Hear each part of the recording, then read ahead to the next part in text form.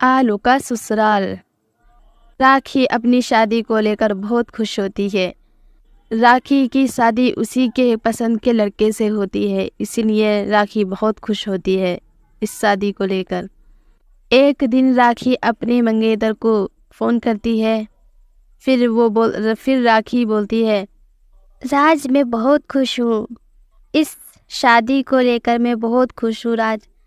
राज इस शादी को लेकर आप खुश हो या नहीं? हाँ नंदिनी, क्यों नहीं, मैं भी बहुत खुश हूँ इस शादी के लेकर।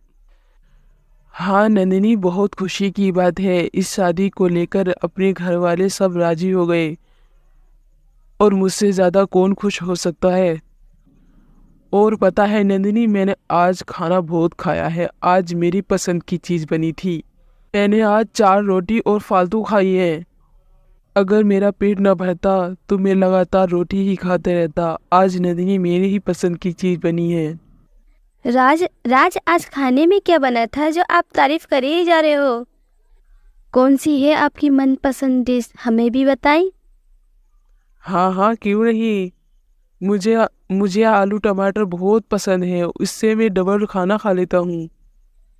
क्या बात है राज, आपको आलू की सब्जी बहुत पसंद है और आप जब भी मैं आपसे खाने को पूछती हूँ तो आप यही बोलते हैं कि आलू की सब्जी ये बनाई थी, ये बनाई थी। कुछ और नहीं खाते, सिर्फ आलू ही खाते हो क्या? फिर नंदिनी और राज में बहुत ढेर सारी बातें होती हैं। फिर उनकी शादी का दिन भी करीब आ जाता है। उन दोनों की शादी हो जाती है। नंदिनी अपने ससुराल पहुंचती है। उस अगले दिन नंदिनी की पहली रसोई होती है। नंदिनी किचन में जाकर खीर बनाती है, तभी उसकी सास आ जाती है। अरे नंदिनी बेटा, तुम क्या बना रही हो? आज तुम्हारी पहली रसोई है। जी माँ जी, मैं कुछ मीठा बना रही हूँ। माँ जी, मैं खीर बना रही हूँ, सब लोग खाते लेते हैं ना। और सब्जी में क्या बनाऊँ? माँ जी आप बता दें, मैं भी बना लूँगी। हाँ हाँ बताती हूँ। देखो नंदिनी बेटा, तुम खीर बना रही हो, बहुत अच्छा कर रही हो, पर इस खीर को कोई नहीं खाएगा। तुम खीर के साथ साथ कुछ आलू की सब्जी भी बना लो। घर के सब लोग खीर कम खाते हैं और आलू की सब्जी बहुत खाते हैं। इस नंदिनी बेटा, तुम आलू की सब्जी बना लो और थोड़ी पूड़ी भी कर लेना। नंदिनी अपनी सासुर माँ की ये बात सुनकर टेंशन में हो जाती है और नंदिनी बोलती है, शायद मुझे तो अब यही लग रहा है, मुझे भी आलू की सब्जी खाना चाहिए। यहाँ पर तो कोई और सब्जी बनी ही नहीं रही, सिर्फ आलू की सब्जी, आलू की सब्जी। मेरा तो इससे दिल भर जाएगा। इस तरह से नंदिनी की ज़िंदगी ऐसी चलने लगती है, सुबह शाम दोपहर हर टाइम पर साथ। एक दिन नंदिनी की नंद आती है और अपनी भाभी से बोलती है, भाभी आप राजमा चावल बना लो, मेरा बहुत मन कर रहा है और ये आलू की सब्जी नहीं खानी मुझे, तुम राजमा चावल बना दो। हाँ मेरी प्यारी नंदन, मैं तो खुद चाहती हूँ कि मैं कोई अच्छा अच्छा खाना बनाऊँ। राजमा चावल कैसे बनाऊँ? आपके घर में तो इतनी वैसी भी कट्टे आ पड़े हैं आलू के। अगर मैंने राजमा चावल बना लिए, मम्मी जी से पापा जी से सबसे डटाई लगेगी मेरी। क्या करें? हाँ भाभी, तुम ठीक कह रही हो। हमारे पापा को बहुत शौक है आलू का। आलू ख़त्म होते नहीं हैं और कट्टे ला के रख देते हैं। हमारे पापा और भैया को तो बस आलू ही चाहिए। अब हमें भी यही खाना है, कोई बात नहीं। फिर नंदिनी बोलती है, सुनो मेरी प्यारी ननन, मेरे दिमाग में एक आइडिया आया है।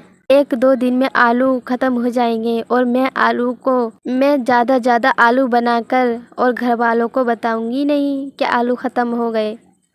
घर वालों को आलू ख़त्म होने के बारे में नहीं बताऊंगी, तभी कुछ अलग की सब्ज़ी खा सकते हैं, वरना आलू ही खाना पड़ेंगे। नंदिनी अपनी ननद से बात करती है और उसकी नंद भी राज़ी हो जाती है। नंदिनी रोज़ ज़्यादा आलू बनाकर आलू ख़त्म करने की सोचती है। एक दिन सारे आलू ख़त्म हो जाते हैं, पर नंदिनी किसी को नहीं बताती।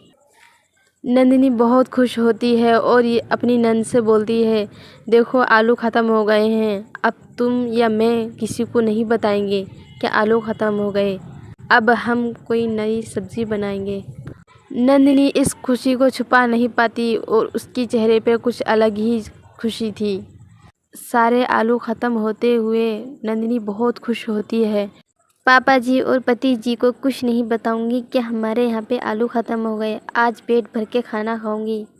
नंदिनी ये सोच ही रही थी जब नंदिनी स्टोर रूम में जाकर देखती है तो वहाँ पर आलू के कट्टे ही कट्टे थे। ये सारा मंजर देखकर नंदिनी बहुत परेशान होती है और गुस्सा करती है।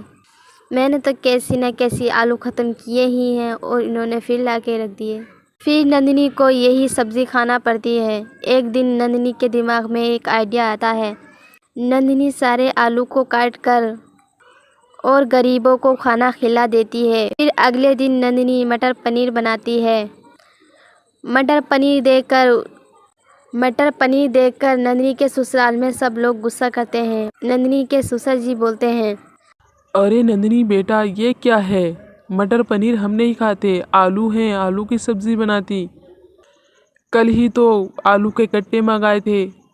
ससुर की ये बात सुनकर नंदिनी बोलती है, अरे बाबूजी, मैंने तो उन आलूओं का खाना बना के गरीबों में खिला दिया और अब उन गरीबों की दुआएं मिलेंगी हमें। फिर भी ये तुमने मटर पनीर बना लिया। मुझे नहीं खाना ये सारा खाना। फिर नंदिनी बोलती है, अगर तुम लोगों ने फिर आलू के कट्टे ला के रख दिए, मैं इन आलूओं का खाना बनाकर फिर गरीबों में बांट दूंगी। आलू की सब्ज़ी खाते खाते थक गई हूँ मैं। खाने में कुछ मज़ा ही नहीं आता। कुछ अलग भी खाने चाहिए, टेस्ट लेना चाहिए।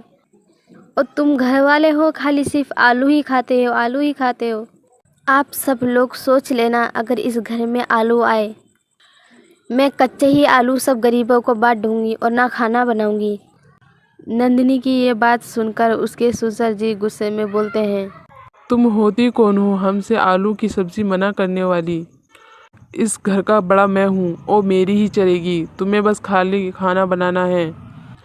फिर नंदिनी को उसके ससुर जी उल्टी सीधी सुना देते हैं। फिर नंदिनी बोलती है, ठीक है बाबूजी, आप आलू ले आए। मैं आपको किसी को नहीं रोकूंगी, पर हाँ, किचन का काम मेरा है। मैं चाहे कुछ भी बनाऊं, जो मन करेगा मैं वो बनाऊंगी और ये सारा काम औरतों का होता है। आप चाहे आलू के कट्टे ला दें, पर मैं नहीं बनाऊंगी। और दीदी भी आई हुई हैं, उनका भी दिल पक गया है आलू खाते खाते। जो मेरा मन करेगा मैं वो बनाऊंगी। नंदिनी की ये बात सुनकर घर वालों को अपने किए पे पछतावा होता है। अब जो नंदिनी बनाती वो घर वाले सब शौक से खाते। आलू के अलावा सब्जियों का टेस्ट में भी मज़ा आ गया। अब रोज़ नंदिनी के घर पर नई से नई सब्ज़ी बनती और आलू तो बहुत ही कम खाने लगे। अब सब लोग खुशी खुशी रहने लगते हैं।